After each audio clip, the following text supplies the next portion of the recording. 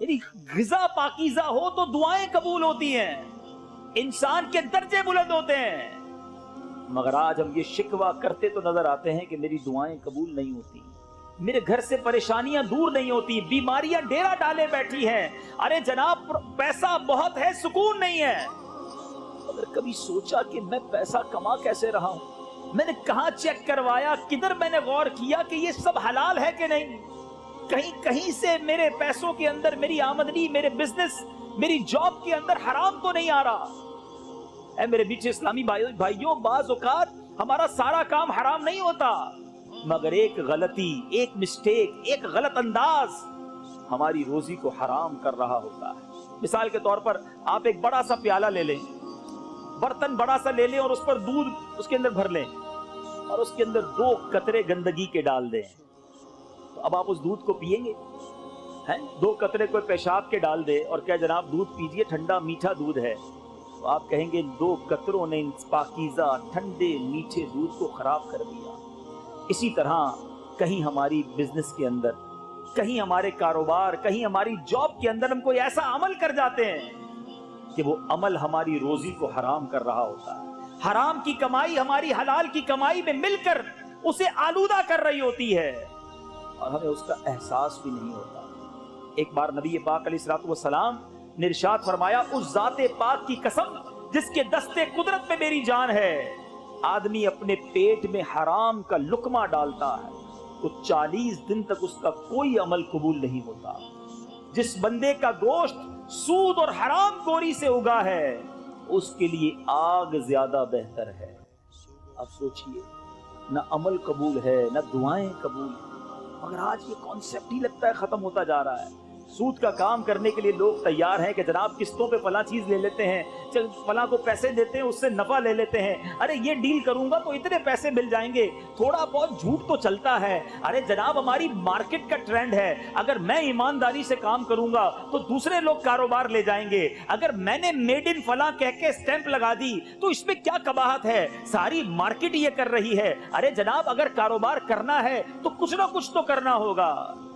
अगर ये हमारा जहन बन चुका है तो बताइए हमारी इबादतों का क्या होगा। हराम रोजी कमाकर हम कैसे रब को मुंह दिखाएंगे।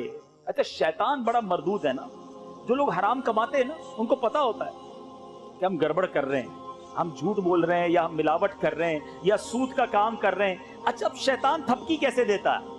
शैतान कहता है यार ठीक है तुम गड़बड़ करते हो लेकिन साथ साथ मस्जिद को चंदा भी तो देते हो ना, है हर साल उम्रा भी कर लेते हो, किसी गरीब की शादी भी करवा देते हो, तो लेवल हो जाता है। थोड़ा बहुत गड़बड़ करते हो, थोड़ा बहुत लेवल हो जाता है।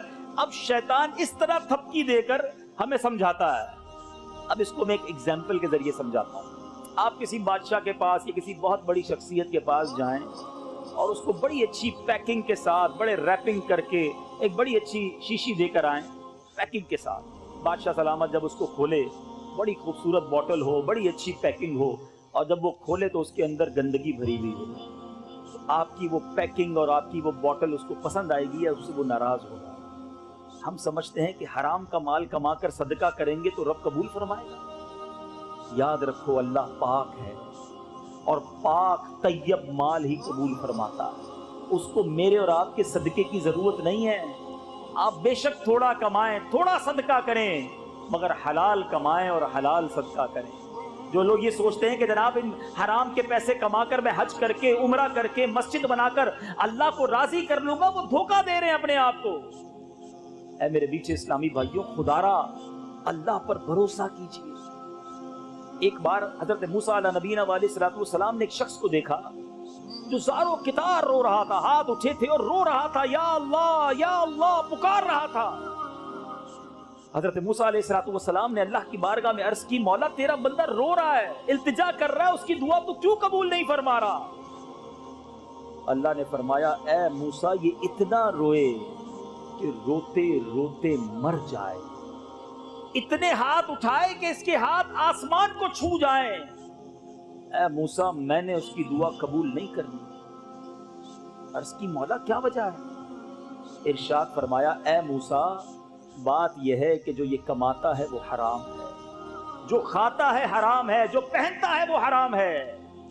अब बताइए पीछे इस्लामी भाइयों, लोग कहते हैं मैं کعبے کے سامنے گیا, دعا کر کے آیا, میں نے فلاں پیر صاحب سے دعا کروائی, میں نے فلاں جگہ جا کر دعا کی, میرا مسئلہ ہی حل نہیں ہو رہا, میری پرابلم ہی سالو نہیں ہو رہی, میں قرآن پڑھتا ہوں مجھے روحانیت نہیں ملتی, میں درود پڑھتا ہوں مجھے چاشنی نہیں ملتی, میں نماز پڑھتا ہوں میرا نماز میں دل نہیں لگتا. اللہ کے بندو چیک تو کرو کہیں میں حرام تو نہیں کھا رہا.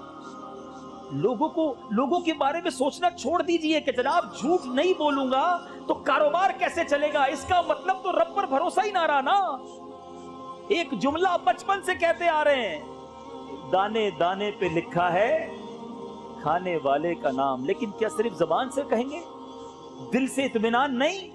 روزی دینے والا کون ہے بتائیے نا, کون ہے روزی دینے والا, ذرا زور سے کہیے, روزی دینے والا کون ہے, برکت دینے والا کون ہے. جب دینے والا رب ہے میں اسی کو ناراض کر رہا ہوں.